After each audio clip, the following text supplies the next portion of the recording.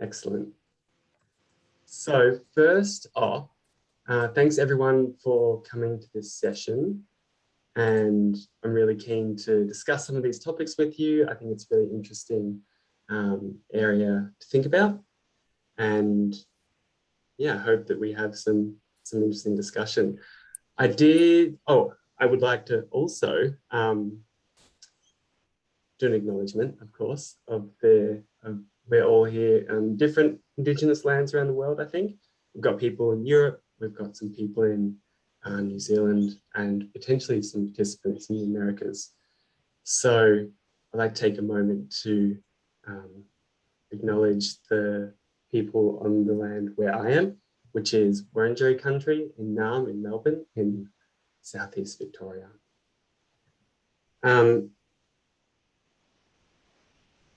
I also think for this session, it's really worthwhile to think about the protest and the direct action that a lot of Indigenous communities have engaged in.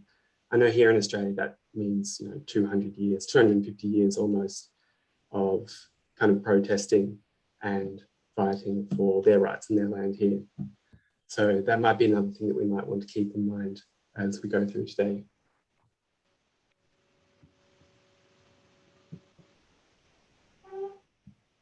So I have, in the email that I sent around, set out a kind of goal for this session, and that's very broad, which I kind of like them as a broad goal because it makes it easier for people to kind of meet and collaborate.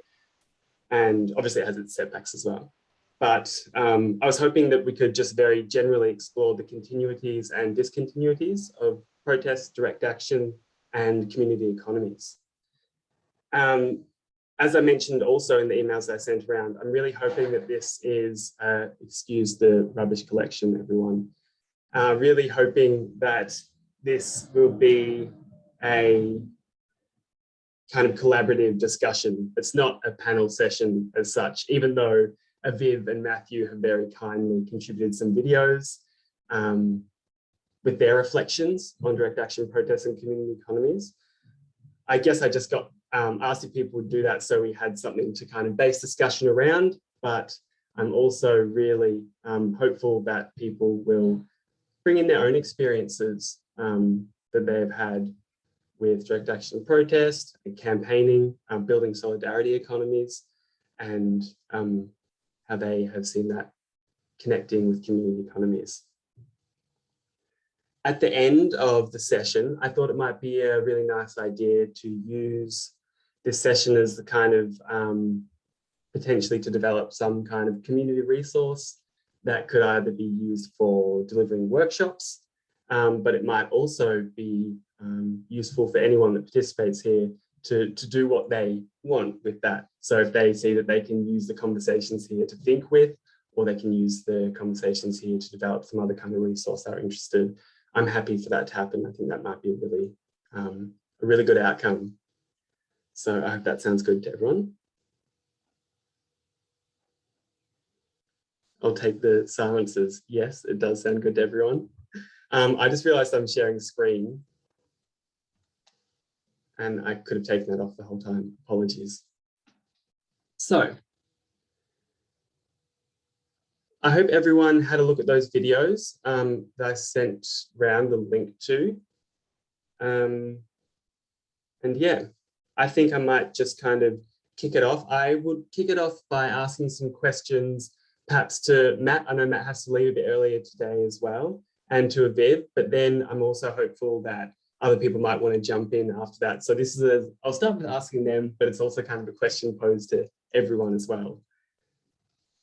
So first off, maybe I'll talk to you, Matt, that you might have seen in the video I gave about caring about coal mines, I should say. I suggested that despite the antagonistic nature of direct action against coal production, that the coal miners and activists are actually interdependent. In community economies, community is seen as an ongoing negotiation of interdependence with all life forms, but I also want to add to that with matter as well, so with inanimate objects and tools. I was wondering how that conception of community as a negotiation of interdependence sits with your experience of solidarity, economy building, and protest and campaigning. It's a great question to start off with. I would say that I want to start back by going back. I should say I want to do a little bit of recognition before I start too, that I'm living on Monacan and Hoak land in Central Virginia, and just outside of Charlottesville, which is the home of the University of Virginia, where I'm actually based right now as a student, trying to wrap up a PhD, looking at grassroots Black-led social movements. So I think this question of community building is a huge piece, because there's a tendency here, I would say, that there's a lot happening, and a lot going on. I know around the, like what I presented in my video with the statues, which goes back. I mean, I've been thinking about this since it happened in 2017, and even before that. These Confederate statues that are all around the U.S. and are slowly being taken down. Just really thinking about like how people relate, like how people come to the conversation. It's not as simple as like a yes or no, I'm either in or out. And people have to take the time to kind of build the understanding and kind of build a consciousness around those issues and those problems. So for me, like the community building aspects of a lot of the work are about creating a space for people to step into. And the response that we've had in the development of the Solidarity Economy Network here, starting last summer, has been a really interesting. We focused it on grassroots organizers. We were trying to stay outside of kind of institutional focus. So we weren't interested in bringing politicians into the conversation because we knew they would dominate the conversation. People came to the meetings really as individuals, even though they might be working for some kind of institution, like a nonprofit organizing institution or whatnot, but they really came as individuals, and we tried to center the focus on the individual coming to the process. But I think the big question that we've been dealing with is this term economy. As one of our friends said, is that like in the US, I think there's a lot of people, especially people of color, who feel like the term economy is something they're just not a part of. And so to even use that term, and then to add this term solidarity onto it, is been something we have to think about. So the focus that we've been taking is really one of trying to decenter kind of ideological stances. There's a lot of effort to kind of like position the solidarity economy in relationship to, socialism and communism. But in Virginia, we find that is like an immediate limits who can be a part of it. So we're really trying to kind of, I think those things are informing our process, trying to find ways to allow people to step into the process, and not trying to say, oh, you're either in or out of the solidarity economy. We feel like everybody's a part of it. And so like people recognizing where they are in that process and then trying to support them as they develop. So it's interesting that both Kevin and Kevin St. Martin and Amelia are doing these conversations about mapping, because we're doing a mapping process too. And it's really a base building process that we see it as. It's not about identifying like what work is, well, that's part of it, identifying what work is going on, but it's really about trying to build community and build a base of people to take steps to move forward. And it's difficult because we've been in COVID. Like the group has not met together yet because we're spread across the state. And there's a few of us that have met individually, but primarily this is how we meet and organize together at the moment.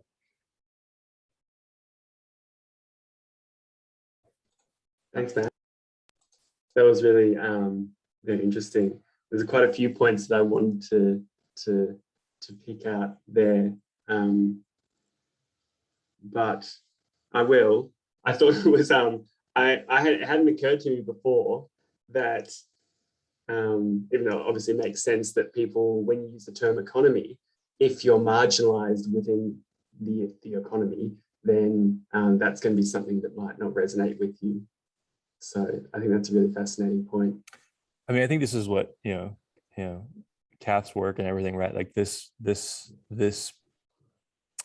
I mean, the traditional kind of like neoclassical economics is not one of inclusion, it's one of separation. So, and even to say to someone, like I've even been taking this kind of like participatory democracy kind of conversation, saying, when you spend money, it's a civic act.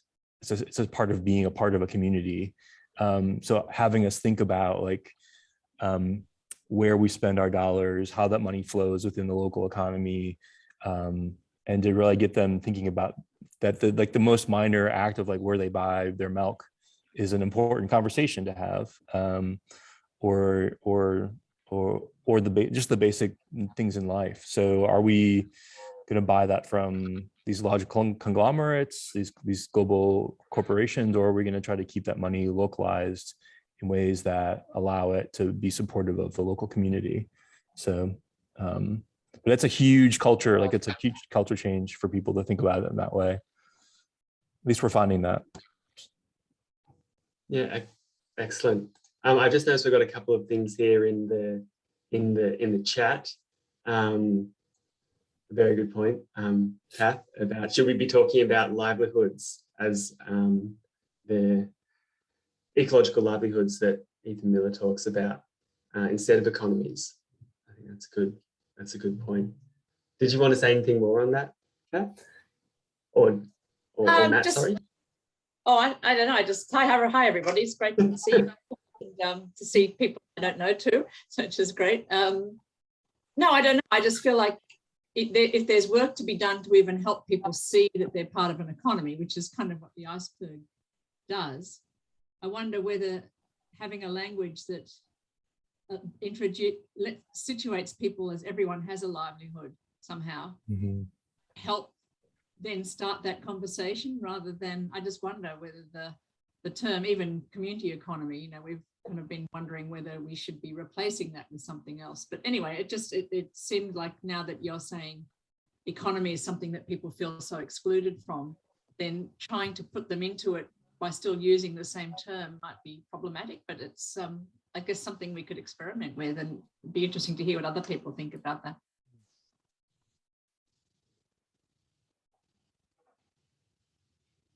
I thought, Viv, you'd have something to say.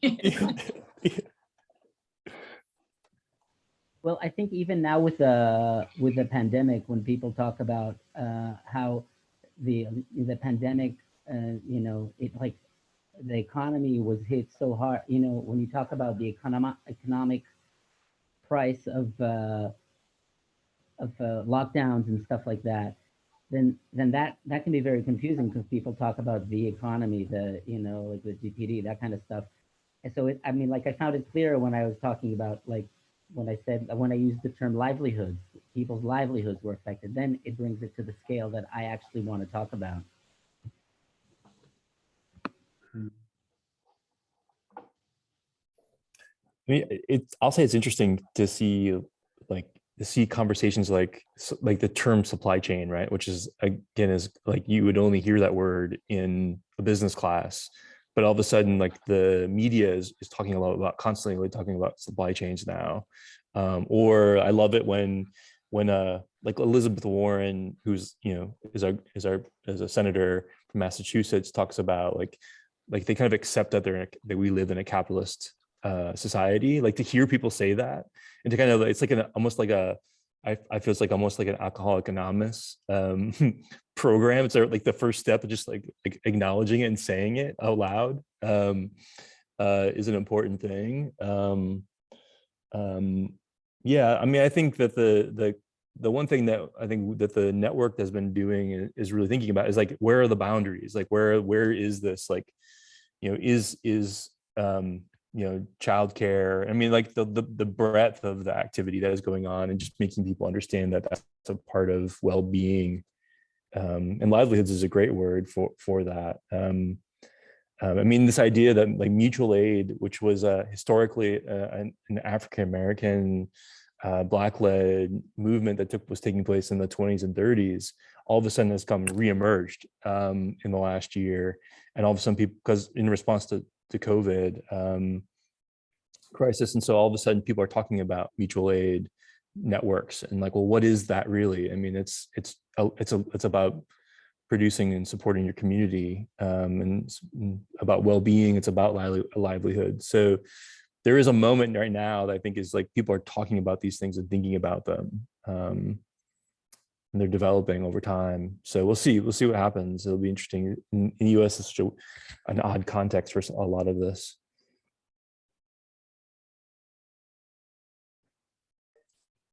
I was wondering, Molly, if you might want to add anything to this conversation, because I see that you might be leaving very shortly, in maybe 9 or 10 minutes or so.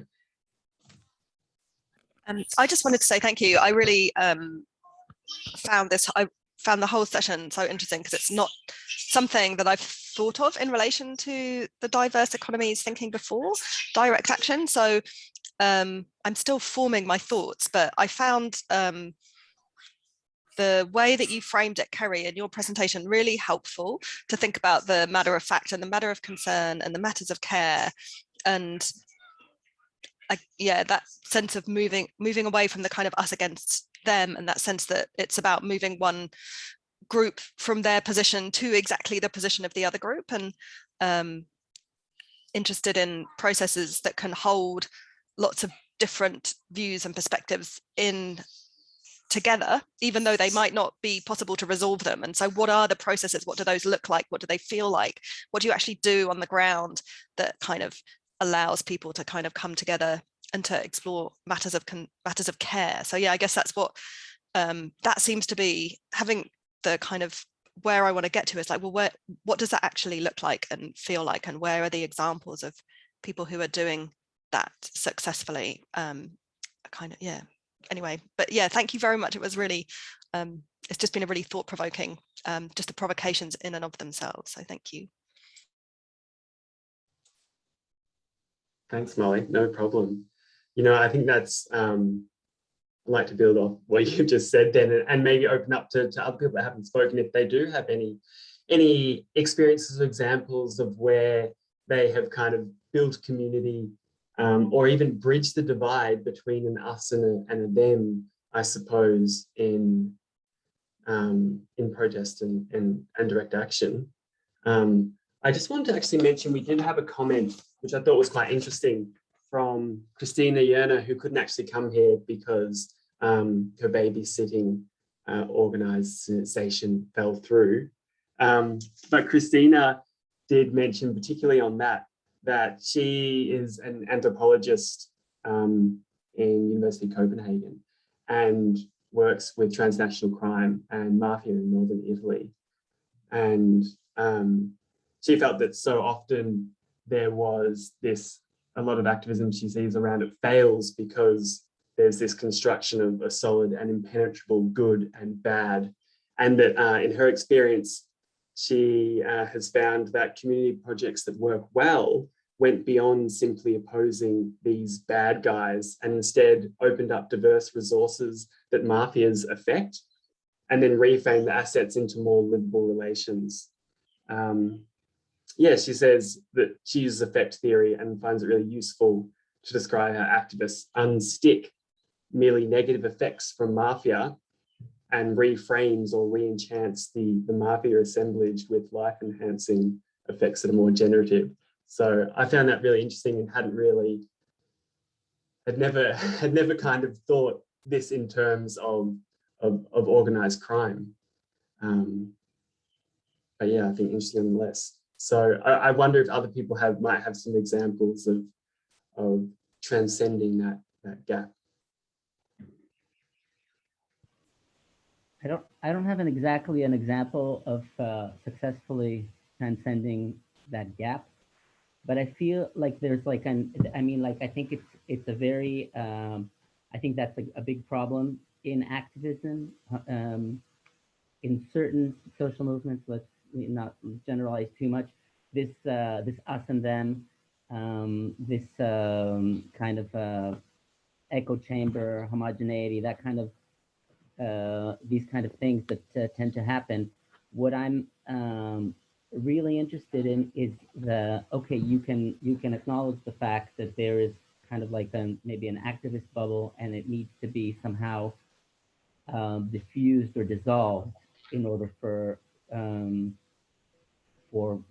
relationships to be kind of like more, you know, so it's like an expanding set of relationships. I don't know exactly how to put it, but like, I mean, I think that I see that there's a lot of people who are thinking about this. The question that interests me is, what are the mechanics or the organics or whatever you'd like to call it of why are certain social movements that are engaging, like they spend a lot of their effort in organizing protests, and well, I mean, the issue about what is a protest and what is a direct action, I mean, some people call a direct action something that's kind of a more of an intervention that's maybe sort of more akin to a protest. But people who are involved in spending a lot of time planning these things, and I was one of these people, I was involved in these groups, and we basically were professionals in this. And we weren't, I mean, like, we weren't making our livelihoods of it, which was a problem, but we would definitely spend all our time doing it. And why is this kind of echo chamber? Why is this bubble created? And what are the kind of things? How could movements or individuals or groups go about doing things in a way that don't create these kind of rigid boundaries?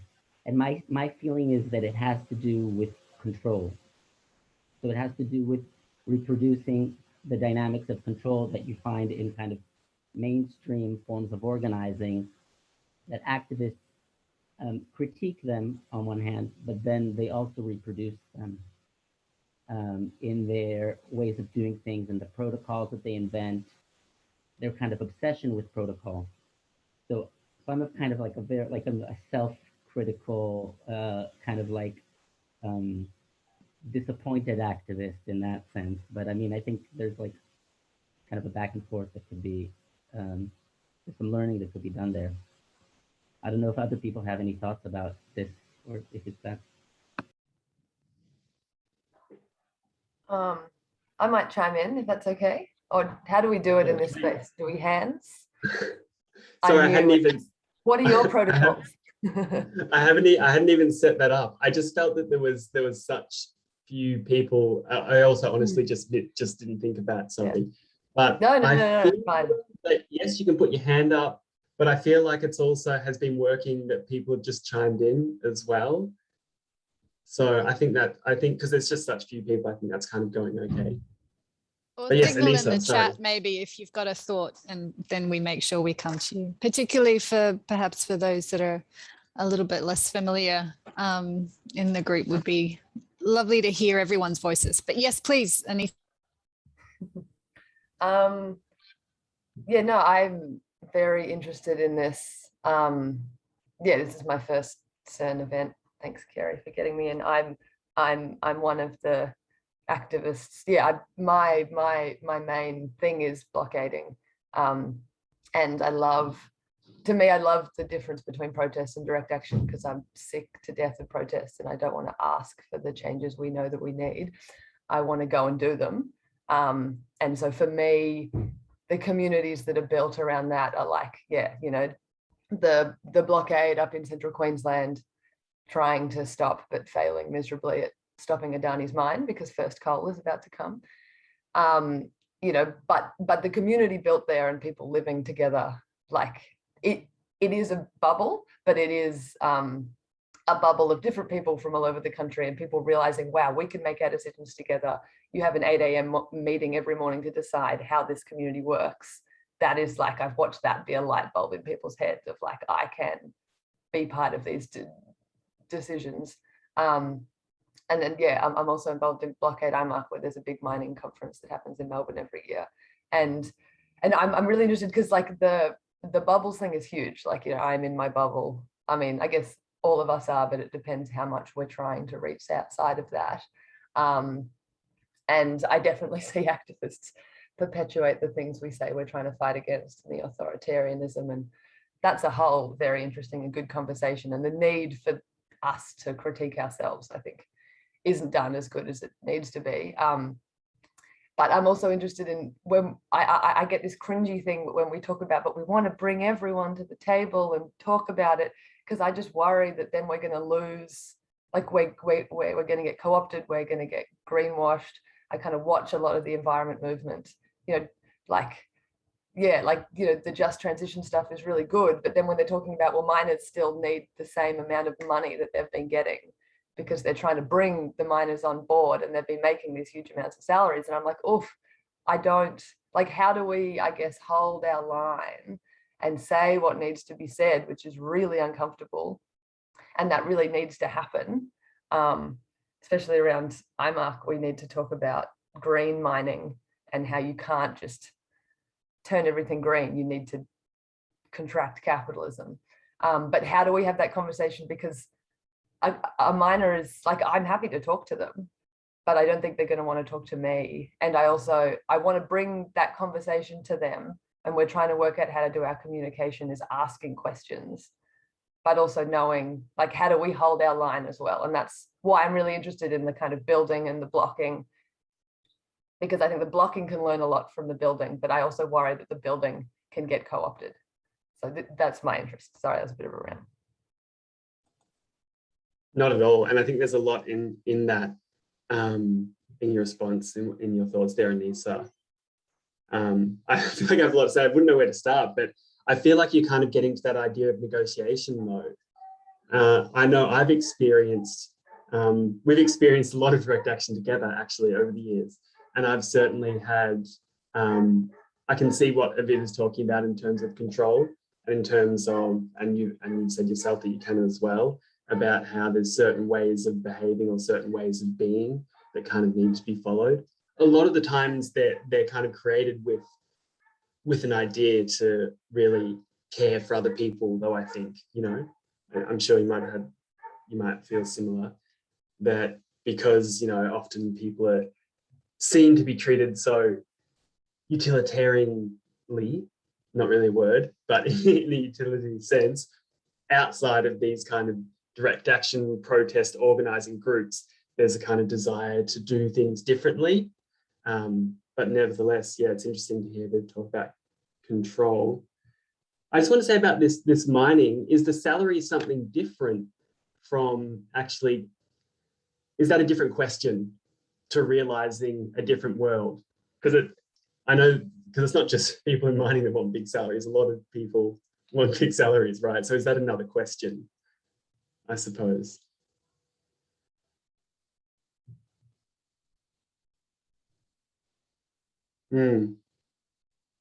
We have some things, some questions here.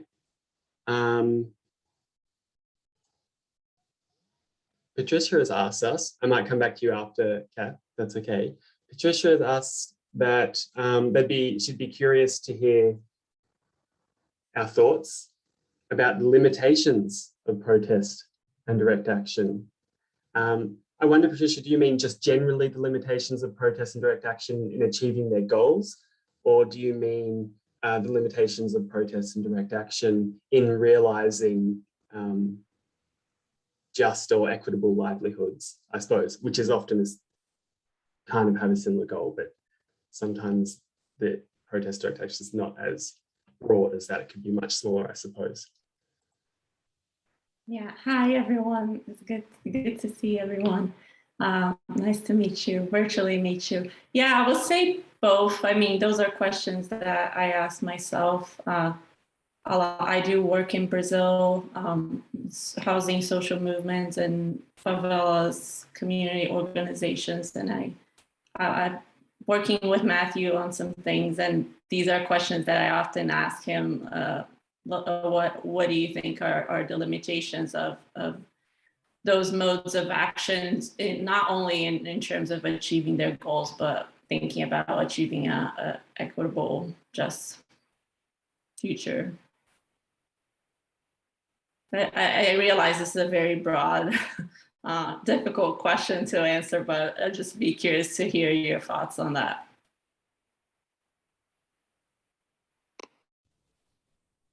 Is anyone going to jump in? Yeah, I was going to ask that. Oh, because it just makes me think of, I mean, this isn't an area I work in. I work in sort of community development work, which is always the much longer term attempt to achieve change, and in quite different ways. But it does make me think about Ethan Miller's reflections on the Occupy movement, and also Kelly Dombrowski's reflections on the kind of initiatives that sprang up after the Christchurch earthquake, when community folk got together. And all of, I think both of them make the point in different ways that these were kind of temporarily situated responses. Things happened, they were amazing, everyone learned a lot, and then they went away. And so the tendency then is to say, oh, well, they didn't achieve anything, right? It was just in the moment that something happened. But I think Kelly and Ethan would both argue that actually everyone involved in that space took that with them. And so there is a longer lasting effect. It's just not super visible and on the surface. And in fact, there's also a wonderful scholar who reflects on the Arab Spring in the same way. So in his knowledge and experience of what happened, people talk about that as a movement that just kind of dissipated into nothing. But for him, he sees all of his compatriots that were involved in that movement, and everything that they've gone on to do has been huge and wouldn't have happened if they hadn't been taking part. So it's kind of this diffusion effect.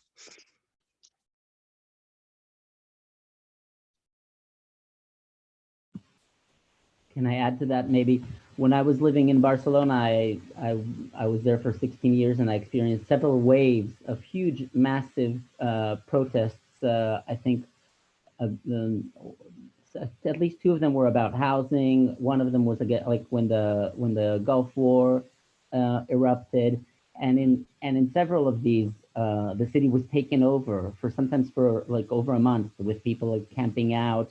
So these were kind of like Occupy. Like years before Occupy, but very similar to Occupy. And then in 2011, they also had this kind of CERN, this kind of like the Spanish Occupy again. So definitely, and all of these dissipated, like you said, all of these kind of like went in there. People had like very high hopes, then they disappeared. There was like a mixture of people taking things away with them, and like creating things in neighborhoods, and a lot of also burnout and disappointment. I also saw that from people I talked to from climate camps in the UK. I was at some retreat for burnt out activists, and a lot of people were like kind of climate camp survivors in the UK.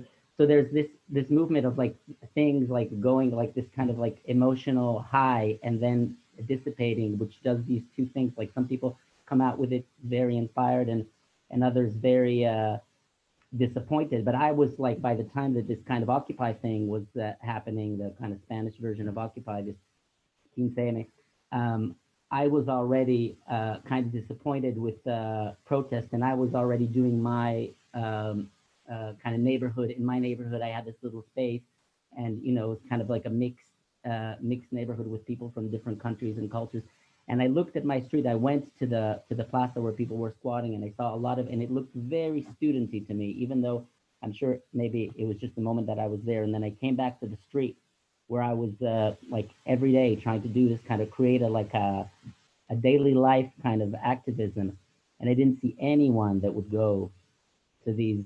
I was saying like none of these, like none of my Moroccan or like elderly neighbors would go there. So So it felt like the party was somewhere else, but I was just like, I shouldn't be part of this party. I've been to this party several times already.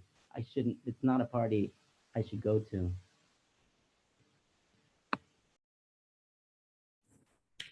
Hello, I'm Natalia from Colombia. My English is not good, and I I have to communicate the better form. I think respect the question of Patricia, I think two ideas. First, the protest is not possible if you don't use the community economy. You protest with resource accumulate for different forms in not necessary capitalist forms, and use the capitalist forms. You protest but no, it's for you do the protest, you have to make aquí decimos rifas, lotteries, to ¿cómo se dice? Take resource and to pay the cartels, the buses, etc. This is an idea. The second idea is the community economies is necessary to sustain the protest. In the last protest in Colombia, May to April to May this year, it was a protest very long. It's about 1 month to sustain this fight. And to for sustain this fight, the people need sustain the livelihood, the food. See, and then in each city have many points in different points of the cities, have many points with olla comunitaria, community pot, see? Where the people that participate in the protest have eat one food, one meal today. In this moment, in April to May, the statistics of alimentation of people in Colombia are very bad. Many people only eat one meal a day. And with the protest, many people could eat 1 or 2 meals today, a day. And in Colombia, it's very important this to sustain the fight. The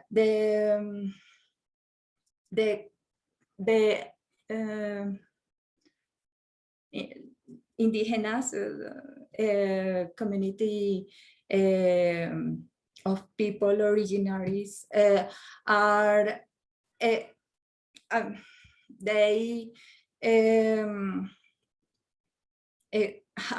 make very protest very long, and they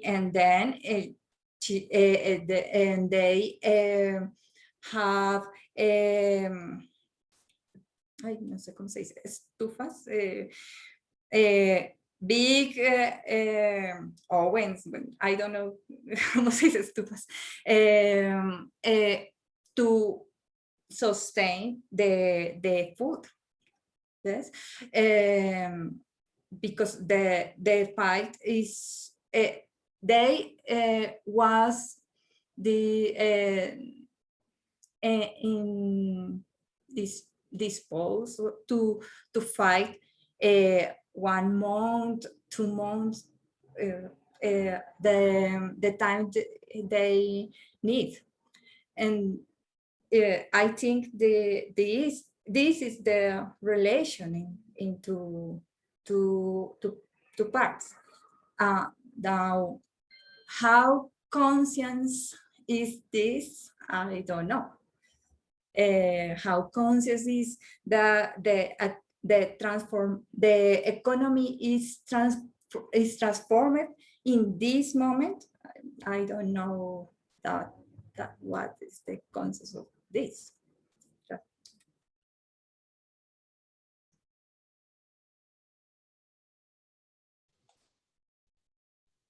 Thanks, Natalia. That is a really a fascinating example of how diverse economic practices or diverse provisioning practices can kind of facilitate protest as opposed to being a kind of outcome of it, which I suppose reflecting, I see kind of a lot of that happening as well in my experience, I suppose as well, but not anywhere near on such a scale.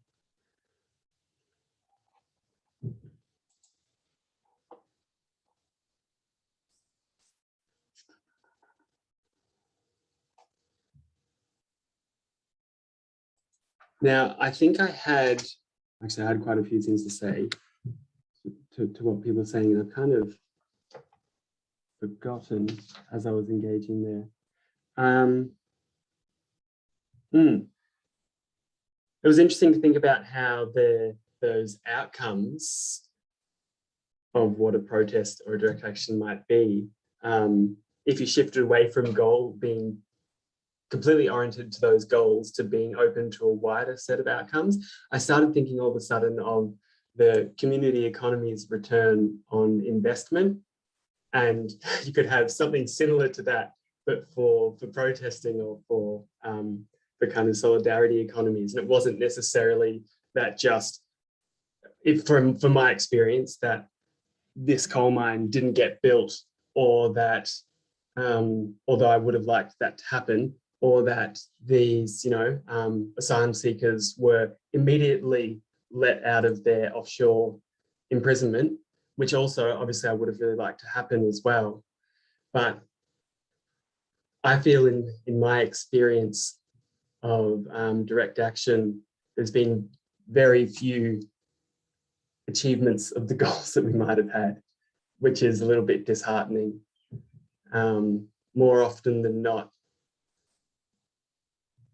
the things that I've been a part of organising against kind of just continue. So yeah, I think the points that Catherine made, and then Viv as well, about the ongoing outcomes of those protests might be interesting as well.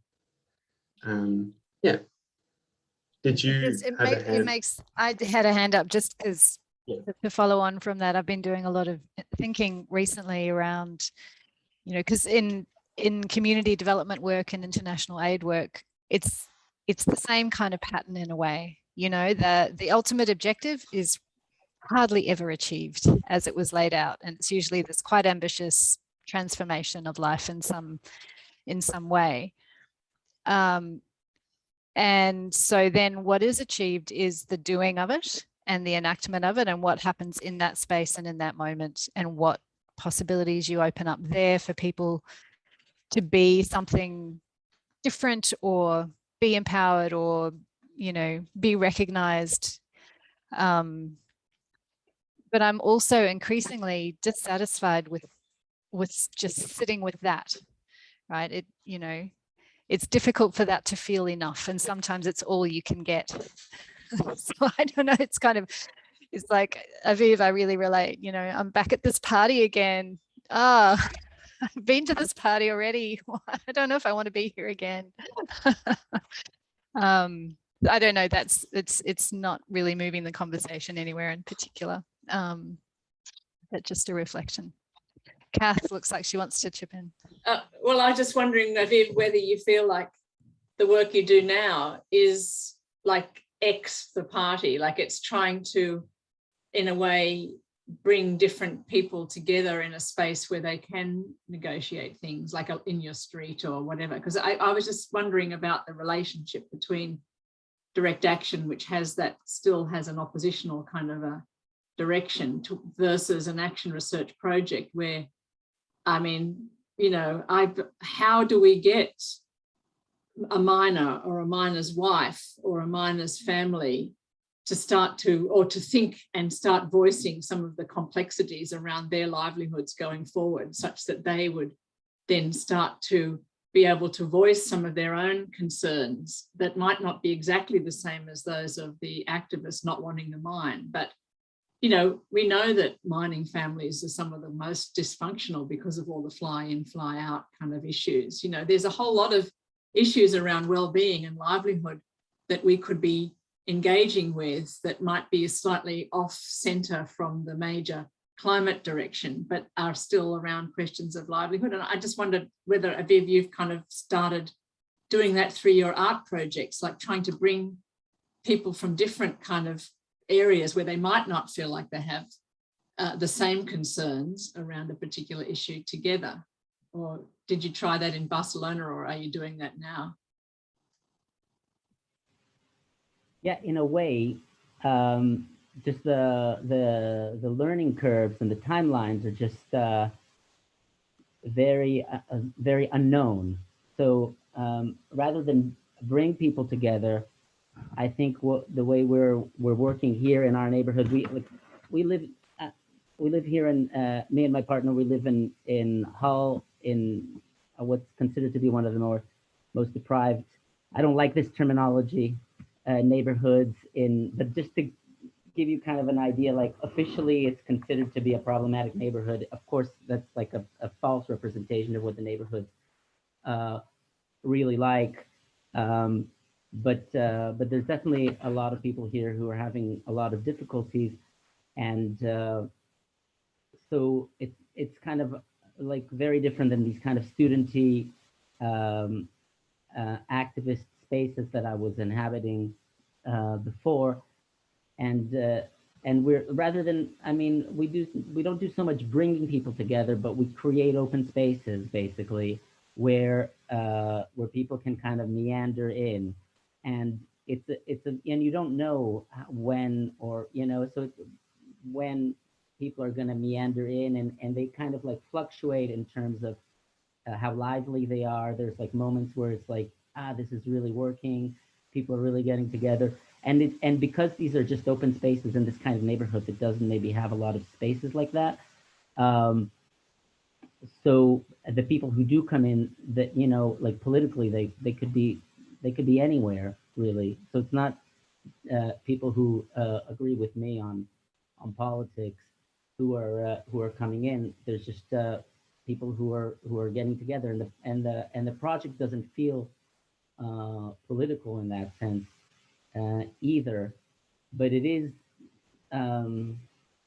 somehow about livelihoods. I mean, after we did a series of art projects in this neighborhood where we didn't know what we're doing for years, basically, and we tried different things and slowly got to know people, and people got to know us, and we ended up creating this market, this kind of neighborhood market that happens weekly here, where people kind of get together and people have stalls and people just hang out and drink coffee or whatever and play board games.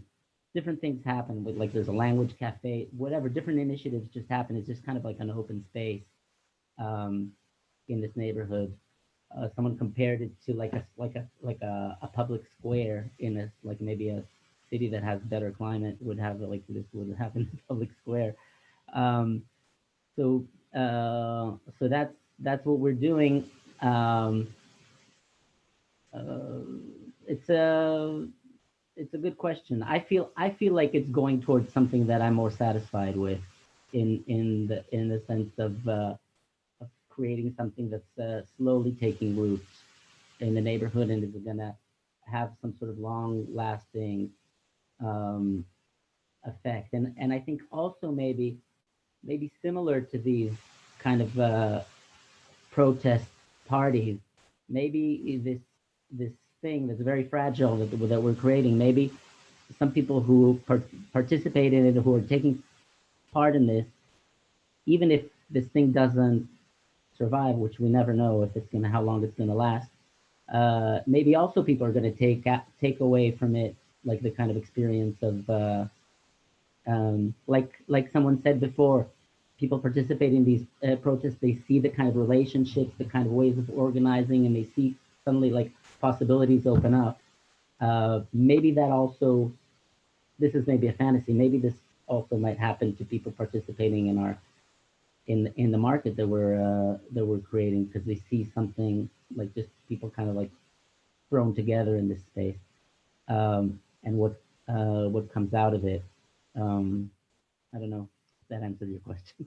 Yeah, but it's a kind of environment that is creating a different perspective on livelihood, perhaps, but it hasn't got a cutting issue that you're trying to kind of discuss or bring people around, which I guess is different from the kind of protest direct action around, coal and the climate, for instance. If you were to take a Viv's strategy, you'd be living in a mining town and doing art projects with people without trying to put anything on the agenda, but just trying to build those relationships. And wow, we just, I guess we all feel we don't have the time for that, but I wonder whether anyone is doing that kind of thing. I think, I'm not sure if there's groups talking to, oh no, I have heard of people talking to mining communities. There's definitely the Farmers for Climate Action, which is a really interesting group. So I think, to me, that comes into the question of the ecology of making a better world, or whatever we want to call it. Like, I think the ecology of it is really important, and we want a diverse ecology. So we want all of the different little bits, and the people going to live in the mining, I guess one of the best examples of that's probably down here in Victoria, out in Morwell, where there was lots of coal mines. There's like earthworks that have been building their solar hot water factory. That's been very slow. It's taken a long time, and getting people employed, and building cooperative models, and what they often say to, I've done them for many years, and they're just like, use us when you go to protest. And something I find really interesting is I have a lot of people who say, yes, we need the blockade, we need the protest, but people don't know how to support it, and I don't think we know how to be an ecology. Like, that's one of the reasons I reached out to Kerry originally. It's like, we need that ecology. Like, I feel like a blockade, a protest saying no, it's just, it's not enough. What Natalia was saying, like, it can't be sustained without a community economy. And it's also can be annoying and not an unnuanced, just to be like, no, that's, but also I feel like there is so much urgency, and as ethical beings looking at the catastrophes that are happening, have been happening for thousands of years, if we're not rising up and trying to get in the way of them, then I think people are not going to take them seriously. Like, I think that's what, I've thought about, okay, should I settle down in Preston and, build my thing? And I'm slowly building things, but I can't, like, there's too much urgency.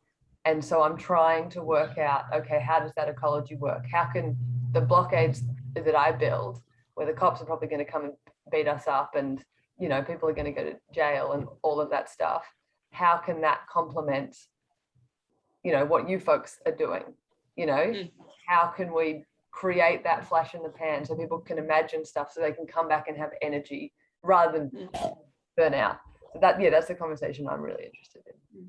Partly our strategy has been to have stories that are at hand, that of different ways of living in different places and different contexts, and perhaps we need to be more kind of open about sharing those, or at least giving them more to the blockaders who are, like, how you know, how do you transition from 160,000 a year as a miner to something beyond that, working in a renewable energy? I don't know, stories of individuals, stories of enterprises like Earthworker, stories of places that have decided to do something and, you know, focus just on conservation and are still making a living out of it. I don't know.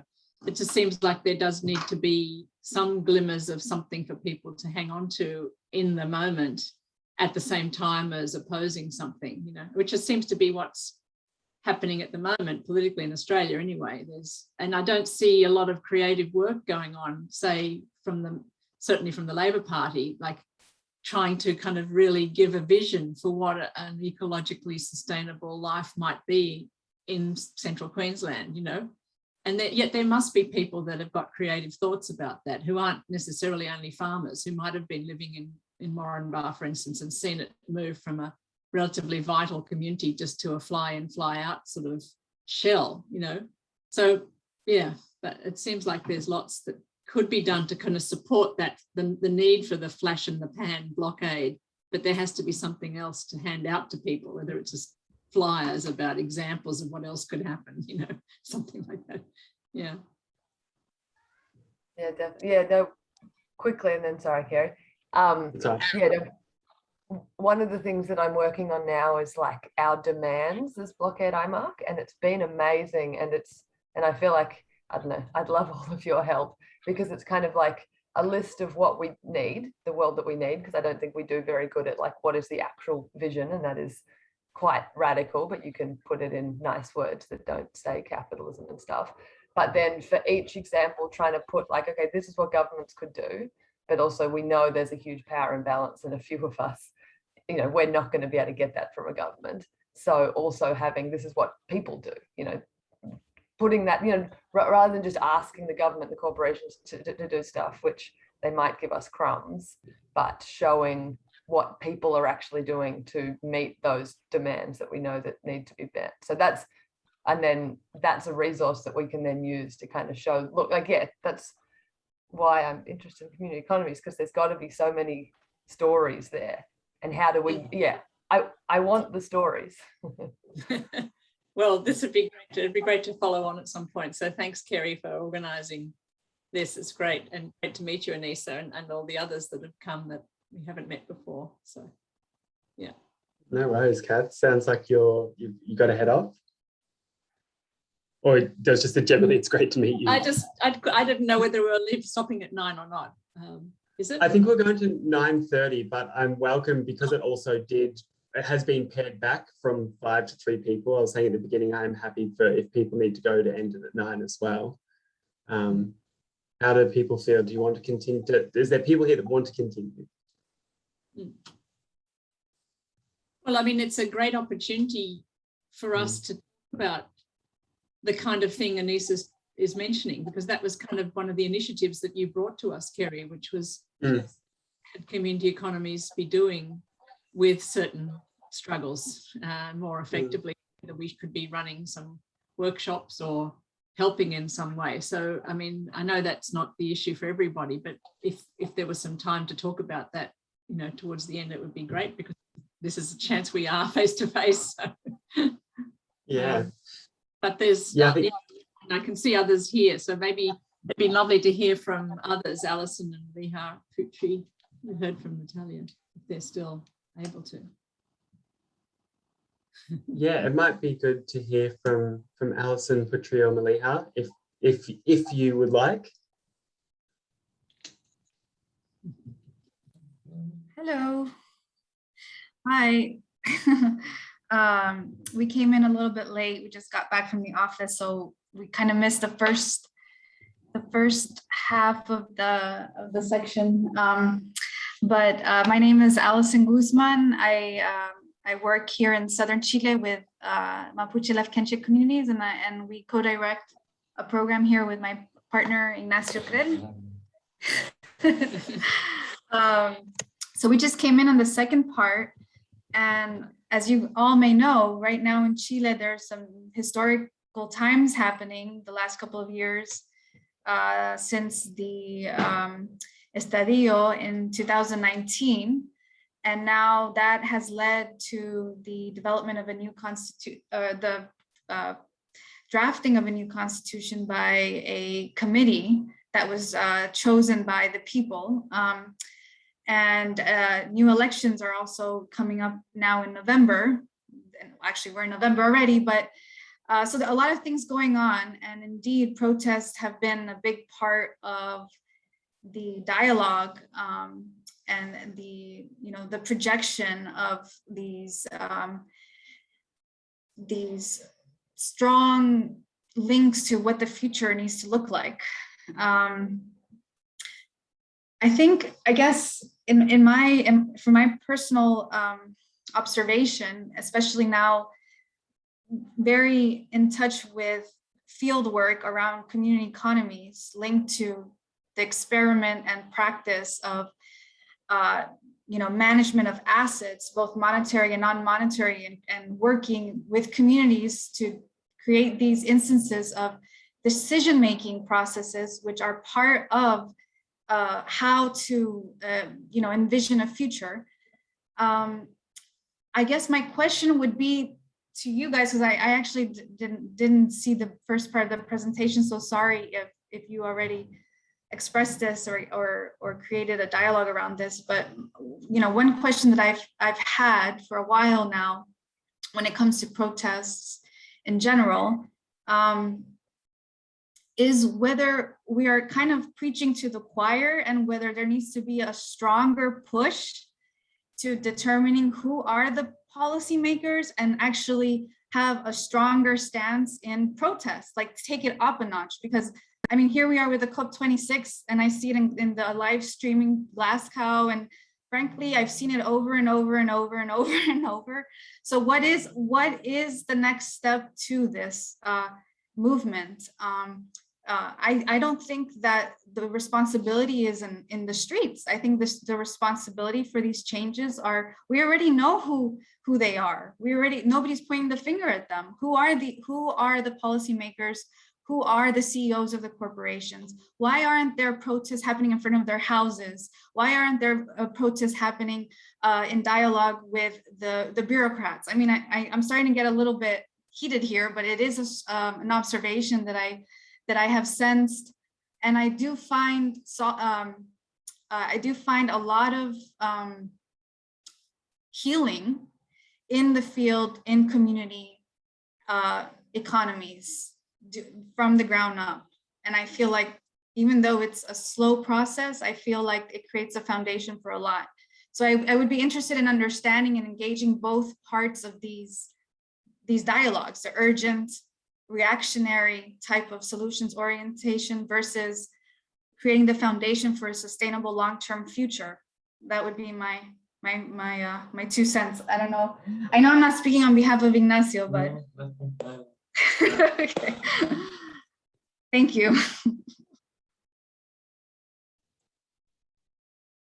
I think that's a really good point, and hits home with me as well, Alison, actually, about that urgency versus there seems to be the harder and longer task of creating alternative institutions or building communities with diverse groups of people. I think from my experiences here in Australia, there is very committed collectives of people that are taking these questions directly to politicians. I don't know if anything's happened at people's homes. I think people, when I was a part of those discussions, it's always been that we thought that maybe that could be a little bit of intimidation and might not reflect well on us. But certainly at politicians' offices, certainly at businesses like BHP and Rio, and at supporters, for instance, like Minerals Council, or whether it be Vic Forests or government departments. So definitely people are being questioned. I think the thing for me is how easy it is to ignore smaller, less organized efforts such as these. And I know one thing which reflecting your preachers are converted, which I've always thought about coming from a very suburban working class background, where I mean, climate change wasn't on many suburban minds in the 1990s. It certainly isn't, you know, it probably more is now. But I always felt like we would be in the inner city, and this might relate to you as well, with this arts-based projects as well, about where they're located. So we're always in the inner city, in these areas where I have always felt like it's preached to the converted. It would be, you know, who's got time? So there's going to be people like university students, for instance, because they've got time and they're passionate and they don't feel this pressure of having to get a mortgage or have kids or whatever. But it was always kind of the same people, and I felt like the reach had never grown. And then sometimes you could have climate marches where there were these, you know, kind of flash in the pan events where people would come, but yet, you know, sometimes tens of thousands in, you know, which was significant, but yet CO2 emissions just keep climbing, right? So there is that urgent need. And one thing I thought is that protest and perhaps even direct action organizing ought to turn much more attention to growing their base, or the base of people willing to do something, to take an action, rather than just maybe coming to a climate march every 2 years. So it might be actually willing to organize something in their community or in their neighborhood, or might be willing to actually, I don't know, confront their local member or politician, because I think a lot of people probably aren't. A lot of people got other things going in their lives. But yeah, I think in this case in Melbourne, people would do really, really well to actually go out to the suburbs where people live, rather than staying in our trendy inner city areas that, you know, largely have bigger progressive voting populations, et cetera. And kind of maybe that might be more useful than some of the actions that we have engaged in that get ignored by everyone, and might be cathartic, might build a little bit of community and build the skills of engaging in protest and direct action of the crew or the collective that kind of did it. But yeah, but maybe it might be misplaced. I don't know. Can I say something about it? I think it's very important, for me at least, to consider not just the fact of having these conversations, say, with outside of the kind of a usual scope, the usual suspect of the people that, you know, the people who tend to engage in like, you know, this kind of like, I don't want to call it professional activism, or people, you know, people who spend a lot of their time in social movement spaces. So when you engage, if your goal is to expand the base, if your goal is to speak to people outside of this group of so-called converted, I think it's important to think about the quality of not just the fact of having these conversations, but the quality of the relationships and the quality of these conversations. So like, you can talk to people, but if there's not trust that can mature, if there's not other kinds of things happening other than opinions kind of meeting each other, then I don't think that's necessarily gonna go anywhere.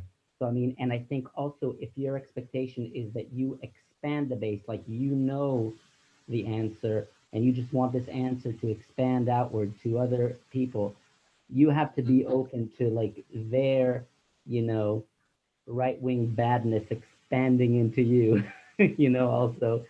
And if you're not, then that's not gonna happen. You have to like realize that like whatever the problem is, it's also in you. It's also within the movement, and trying to empathize with that. Realize why, you know, what the function of that is. Maybe there's something even good about what you consider that is bad. Maybe you lose your identity as a movement a little bit. You can always take it back, but I mean, like, it's a dangerous thing if you actually really want to loosen up this kind of controlling the boundaries of social movements. But I think that for me, that's what needs to happen. I don't know if I'm explaining this well.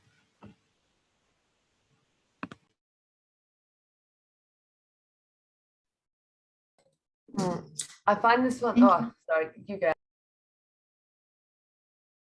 I just wanted to thank the reflections. I appreciate that. And nice to meet you, Kerry, also for the first time I put a face to the name. Anyway, thank you. Yeah, no, I guess I struggle because I agree that we need to talk outside of the bubble. And my head goes to the blockades that I'm part of. It's like, okay, disassemble what we're doing and go out and try and have other conversations. And I've definitely thought about that.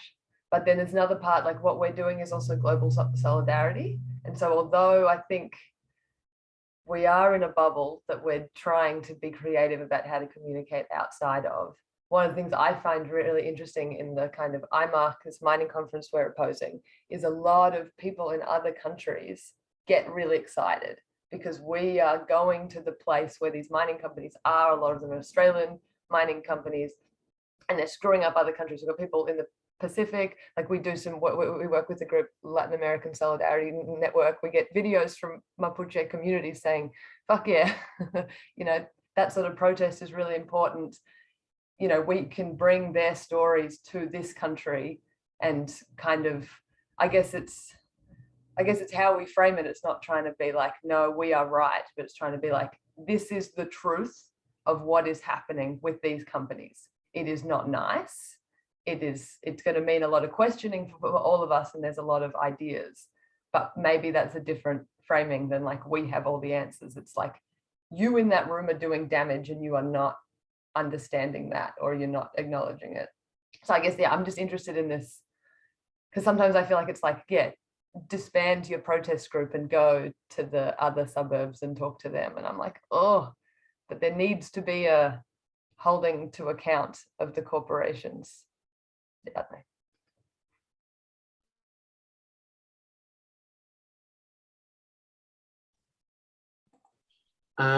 We're getting near to the end, but I've just got, we have a comment. Perhaps it would be nice to hear from Malia if you have any thoughts about Occupy in New York. Yeah, I know. I saw that too. But I didn't want to also interrupt others. And I also came in late, like Allison. I was teaching, and so I actually just got out. But I think when Catherine McKinnon sort of restated what Ethan had said, I mean, you know, this was the 10-year anniversary of Occupy, right, in September and October, and so there were a lot of people who I knew who had been involved and are writing, and that was very much what Catherine said was very much the sort of, let's say, position that many of them took. That, you know, the direct action techniques that they learned shaped the next 10 years of their own community organizing. Yeah, fine, that particular event, I think I even saw one person using the language of event, that it was enough to change your political commitments way past that moment of rupture, right? And so people felt changed by that. You know, personally, I think I felt a lot of, you know, when you're faced with destruction of direct action kinds of like protest movements, that is also so hard and that is so costly that it's difficult to actually, I don't know, I was surprised. I had comrades who could look back with fondness, and I could feel the pain of the dislocation and the destruction and I mean, I remembered walking through the streets for the next 2 weeks and feeling kind of like, you know, fuck all of New York. They didn't even stand up for, I mean, you know, there was an anger and a resentment there that not enough people stood up for this movement, and life seemed to go on, right? So I don't know that, I mean, I think, again, Catherine is right, that's kind of the line that I've seen most people who were involved in Occupy take, that find that moment past, but it didn't mean that you can think of it. I mean, in any sense, like we don't look at communist examples as failures because they are no longer in existence. We look to them for important lessons, and we look for the ways that they live on through other traditions. And I guess I would say that. But coming back to almost, I guess I've been maybe thinking, and I'm not sure I'm at the stage to sort of articulate this, but I was really interested, and I'm glad about this panel, because I think in some ways you are raising this question about how do we combine our politics, combine two different strains of our politics, the politics of what we are against and the politics of what we are for. And that's, in my mind, even more than necessarily the specific piece on direct action and Occupy-like movements. That's the question you are raising. How do we understand those two different kinds of political, let's say, strains, energies? And in my mind, I've always thought of them as co-constitutive, that they inform. It was never a matter of choice for me. Let's get only stuck in one or the other. And this is also why I think I would, like Catherine, look to Ethan, but in another piece. And I guess I was looking at that piece as I'm thinking about even me looking forward to my talk next week, because in that piece that he had something like where he called it, and this was in the Festschrift for Julie after Julie's passing, that was published in Narrm. And I think in his in that piece he says something like anti-capitalism or post-capitalism, both, right?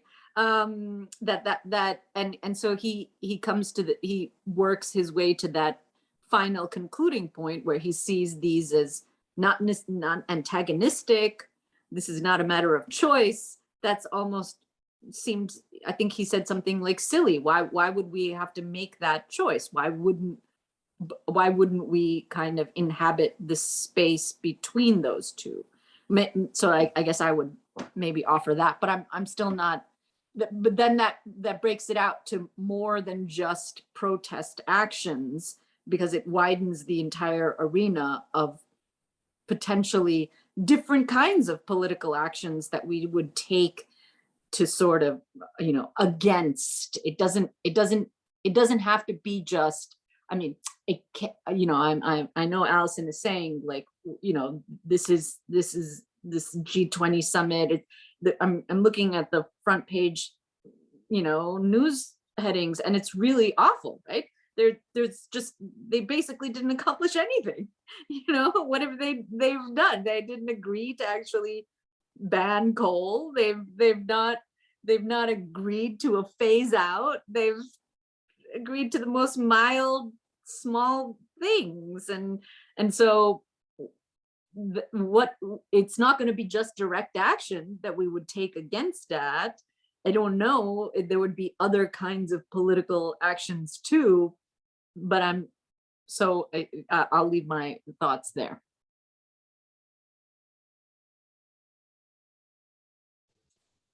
Thanks, Malia. Alison, did you have your hand up, by the way? I noticed as Malia was talking. Oh, that was an applause. I was agreeing with what Malia was saying. I might say something. I mean, at some level, it kind of comes down to how much one person or one group can do too.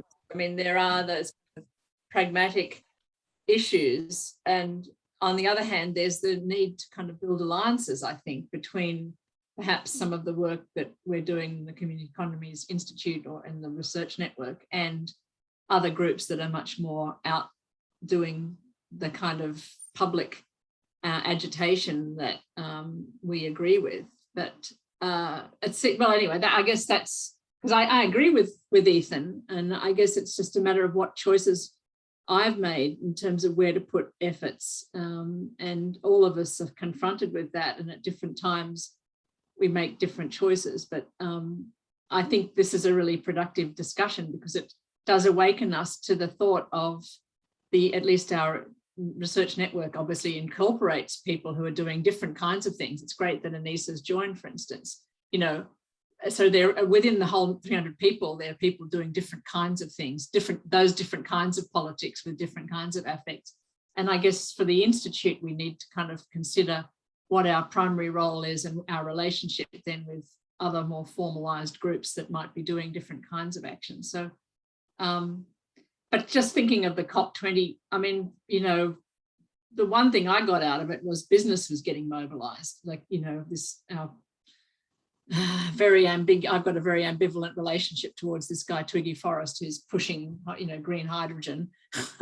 I mean, I can see Anissa, the look on your face, it's hard. It's so easy to criticize him. And then it's also, he is out there being a champion in certain ways with certain kinds of business around a particular agenda. And we definitely need a community economies agenda to put alongside that, I think. And it's become clearer that we just can't rely on our political parties. They're not going to do a damn thing. They're not. And so, yeah, it's very confronting, I think, just today, reading what's going on there. So really wonderful to have you guys to chat to about these things.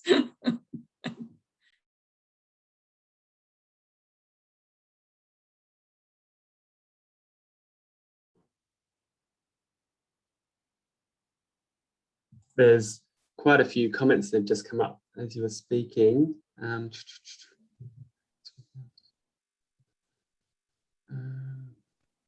I can speak to mine since I think my internet's calmed down for a moment. It was glitchy for a while. There are big storms brewing here, which is just to say that I really see this conversation's bringing to the surface for me the ways in which all the work that a lot of us are doing is all political work. So I see my teaching as a form of political practice in the classroom, and same with my writing and my scholarship. It's no less political than protest or direct action is, but it has it's a different space of engagement. It's a different temporality. It's slower, But I think that's something to reflect on. And I really like, Anissa, the way you're talking about an ecology around things like the blockades, that we are all part of this ecology, but we don't quite know it, and we're not quite making the connections. So this conversation's a really great way for me anyway to start seeing some of those connections a bit more explicitly, and maybe the next step is to think about how we build them a little bit more and make them stronger, especially given the hopelessness of our politicians and doing anything effective.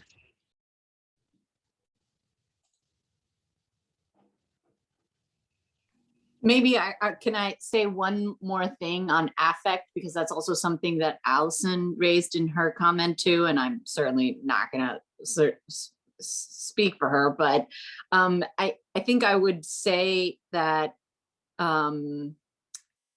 one thing that I saw, at least in doing, we're talking, this is the first participatory action research project that I ever did myself.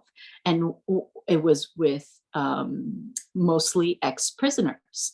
And there was a way that conversation so easily went from and kind of navigated this space between talking about the real economic horrors and consequences of incarceration. Like, I learned all the fascinating, just mind-blowing kinds of stuff, right? And then that really fed very concretely and directly to a desire to actually do a different kind, like community economies enterprise. That let's say politics of resentment and anger went very well hand in hand with a politics of being for something else.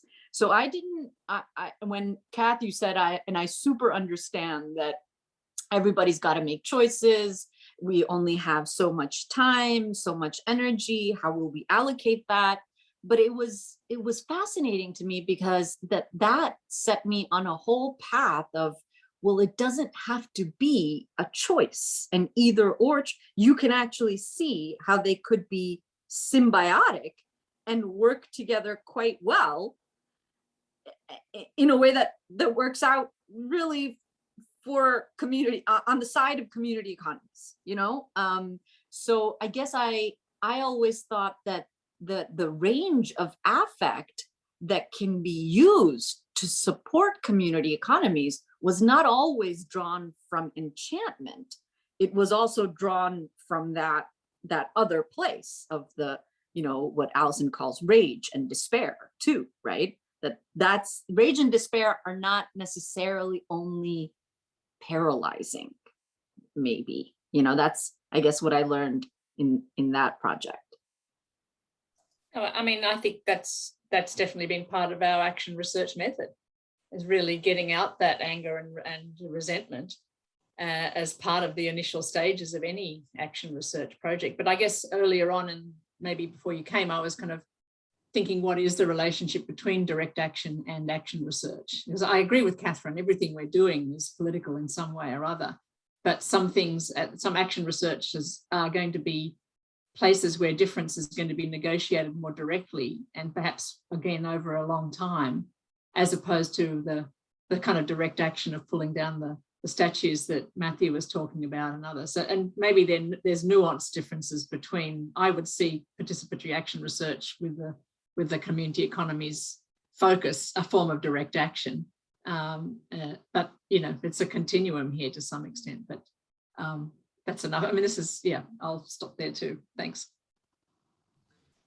I've just raised my hand there because it's 9:32 and I really love keeping to time.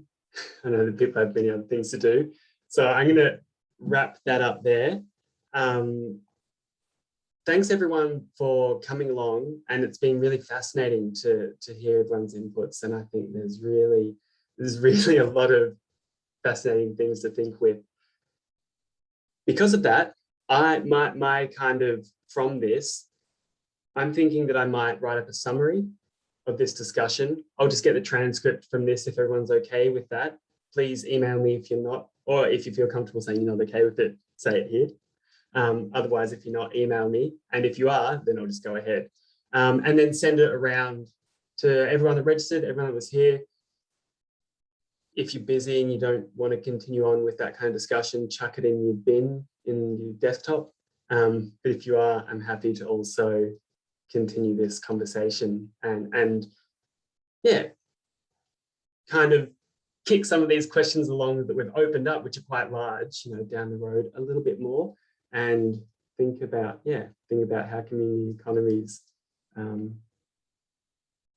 creates the world that we want to see via protest and direct action. Excellent. All right. Thanks again. Kerry, you can set up something between us and Anissa and your other people at some point, like we were thinking about. Yeah. Okay. Mm-hmm. Sounds great. Some We'll do. future weeks. All right. Thanks, Kath. You. Bye. Thanks, everybody. Yeah. Have a good day or a good evening, wherever you are.